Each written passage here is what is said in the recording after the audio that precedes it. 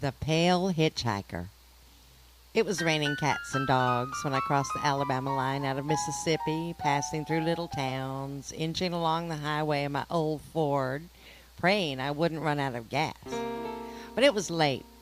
Late for a blueswoman like me to be traveling alone on those dark southern roads. Up ahead, I saw the red flashing light of a railroad crossing and pulled up behind a dark panel truck to wait for the train to pass.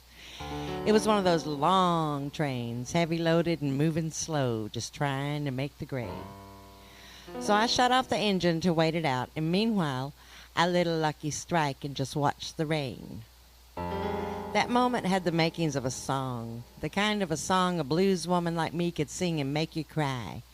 And I began to hum a tune as I sat there thinking I'd sure come a long way from that creaky old piano bench in the Happy Hill Church to my gig in a classy juke joint where the music was hot and the cash was good. Now, I'd seen some odd things late at night driving along these old roads when my eyes were tired and my ears were still ringing from the music. Some of them I could explain away as my eyes playing tricks on me, but there were others that I could not. One time, on a night about like this, I'd seen a man walking along the side of the road with an axe in his hands. As I passed him, he turned and glared with red eyes glowing like evil lights in my high beams. And another time, I'd seen a Greyhound bus overturned on the side of the road with the passengers milling about like zombies, all bloody and bruised. But I hoped I'd make it home tonight without seeing anything like that. The train inched off the crossing, and I followed that panel truck out of town into the dark Alabama night, along a stretch of road where there wasn't much of anything. After several miles in a long flat curve, the truck slowed and put on his brakes, and I saw the figure of a man standing on the side of the road in the truck's headlights. Not wanting to pass, I waited behind him. I watched as the hitchhiker stood talking to the driver through the window, and I could see him pretty well. He had the palest face I'd ever seen, with a washed-out look about him as if he was covered in dirt from head to toe, with a beat-up old fedora on top of his head. He moved around the truck to the passenger side and climbed in, closing the door. The truck began to move again, and so did I, and I wondered what could be that man's story. He could be coming home from the war, or escaped from a prison, or a hospital. That would explain his pale appearance and those sunken eyes, and I wasn't sure if I'd been that truck driver that I'd have even picked him up. Mama said most of the hobos out on the road were murderers and rapists in those days. They were everywhere, hopping trains and sleeping in barns, stealing chickens and taking watermelons from the garden when they got a chance. Although I read a story once in a magazine about a man who picked up this raggedy character hitchhiking out in the middle of the Nevada desert. The hitchhiker said he wasn't going far. He said he owned a little hotel down the road a ways. Of course, the driver didn't believe him and thought he was just some crazy vagabond. But after a while, the hitchhiker pointed to the bright lights of a swanky hotel sitting out in the middle of nowhere and said to pull up to the door. The driver pulled beneath the flashing neon lights and palm trees. The car came to a halt. A doorman came to the car and peered inside, past the driver, and said, "Good evening, Mr. Hughes," as the driver looked on in astonishment. Howard Hughes put that man up in the penthouse of that hotel and paid him $1,000 cash just for giving him a ride. So you just never know.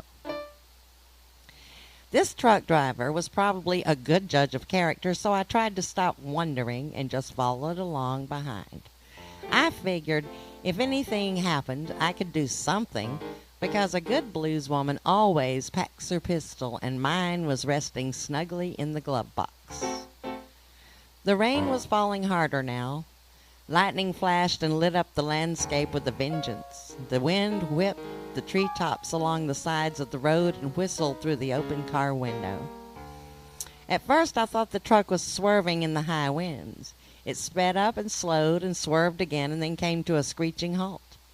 Smoke billowed from the rear brakes and the tail lights glowed eerie red in the haze as I pulled off to the side, a few car lengths behind, and reached into the glove box for my pistol. I felt a chill run down my spine as I watched the driver's door open.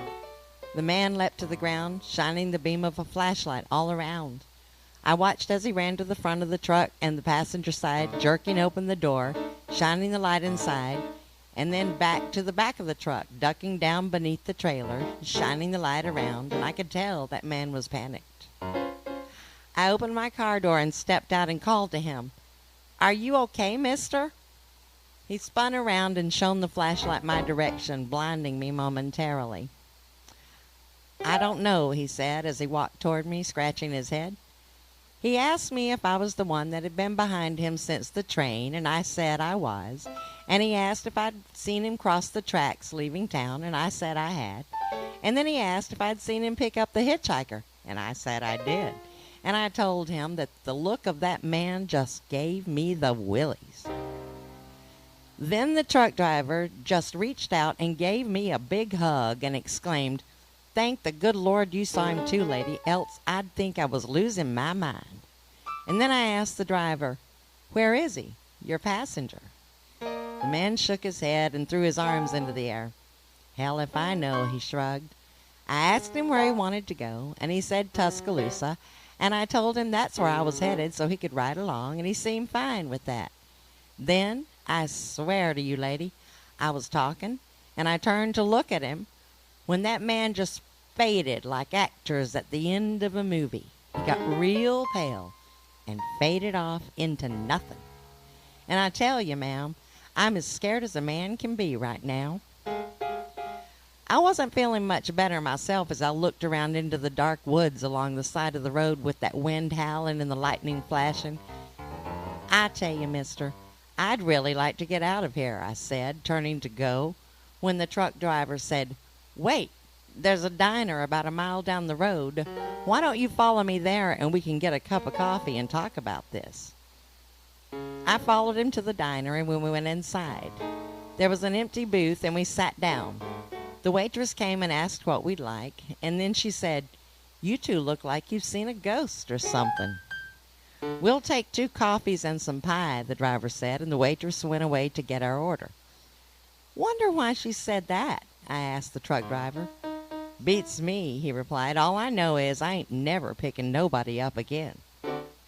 The waitress returned with the coffee and pie. I thanked her and then asked, "You said we looked like we'd seen a ghost. Why did you ask that?" She put her hands on the hip of her pink uniform and said, "Sweetie, somebody's always coming in here on rainy nights saying that they've seen him." "Seen who?" the driver asked. "Why, the Pale Hitchhiker. See, he got killed right out there in the flat curve south of town, walking home one night. Somebody ran over him and just left him there in the road for dead. And every now and again, somebody comes in here all shook up, saying that they've picked up a hitchhiker with dirt all over him and a ragged old hat on his head, and that he just disappears right before their very eyes. Of course, I don't believe in nothing like that. Everybody knows there ain't no such thing as ghosts."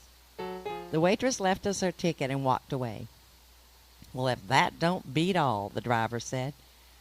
"Well, I think I've had enough excitement for one day. How about you?" he asked. I smiled.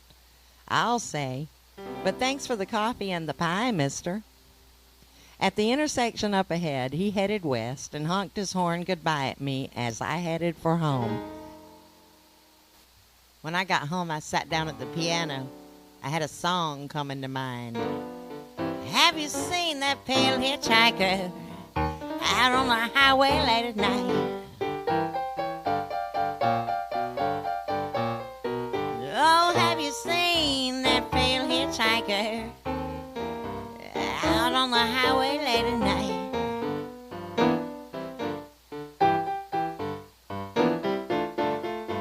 I got a